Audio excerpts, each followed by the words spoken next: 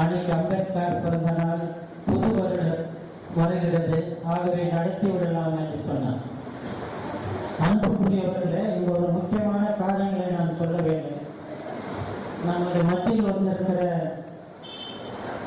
Doctor Kathirvel ஐயா அவர்கள் நம்முடைய ஆலயத்திற்கு செய்த காரியங்களை சொல்ல வேண்டும்.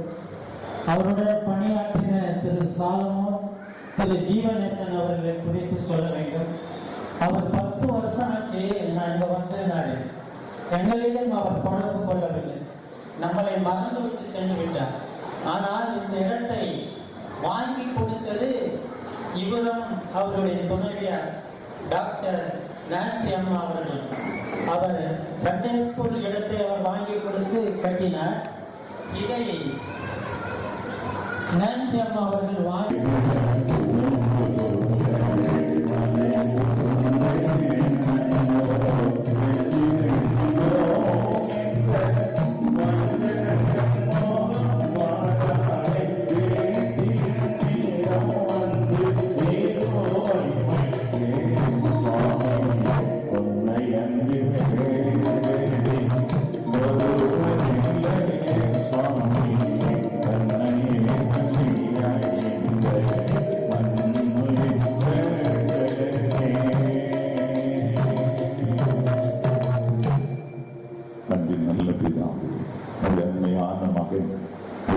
நடத்தியே ஆகணும் என்று சொன்னார். அதற்கு நான் சொன்னேன், அதற்குரிய பண வசதிகள் உங்களிடம் இருக்கின்றதா?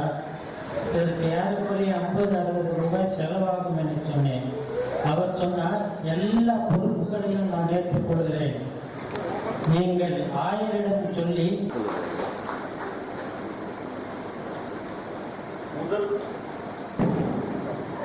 முதல் பிரதி அல்ல, முதல் செட்டே அப்படியே அண்ணனுக்கு கொடுக்குறாரு, கதிரண்ணனுக்கு. ஏன்னா கதிரண்ணன் நிறைய எழுதுறவங்க, அவர் எப்படி கூப்பிட்டாருன்னு தெரியல. நம்ம சின்னதுரை கதிரண்ணன் வந்து எழுதிட்டே இருப்பார், வரலாறுகளை எழுதுவார், மிஷனரிகளை பற்றி எழுதுவார், வேலூர் பேராயத்தில் நிறைய அவருடைய புத்தகங்களை நான் கலெக்ட் பண்ணி வச்சுக்கிறேன்.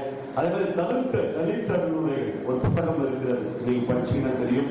கிராமங்களில் இருக்கிற அநேக ஊழியர்களை நிறைய அங்க பார்த்தீங்கன்னா ஏற்றம் இருக்கவே இருக்கார், எல்லாரும் சமமாக திரு அருளுரைகளை எழுதியிருக்கிறார்.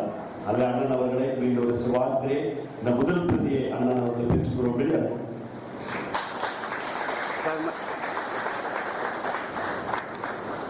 சார் அப்படியே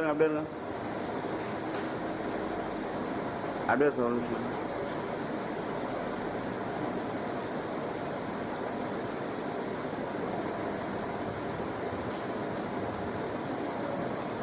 நான் வந்ததே கேட்டேன், எங்க புக்கு வந்து நானும் செக்ரட்டரி அவர் கேஸ் டேட் வாங்கினார். ஆக்சுவலா இந்த டேட் வந்து மே மாசம் தான் கேட்டிருந்தார். அவர் பார்த்தீங்கன்னா திடீர்னு ஏப்ரல் சித்திரை மாசம் இன்னைக்கு அம்பேத்கர் முக்கியமான இருந்தாலும் அவர்கள் வந்திருப்பது, இந்த நிகழ்வை செய்திருப்பது எனக்கு பிறகுதான் புரிஞ்சிச்சு. இந்த சித்திரை மாசம் முதல் நாள் அம்பேத்கர் நிறைய இதுல இன்னைக்கு நிறைய அடக்கம் இருக்கு, உள்ளடக்கம் இருக்கிறது.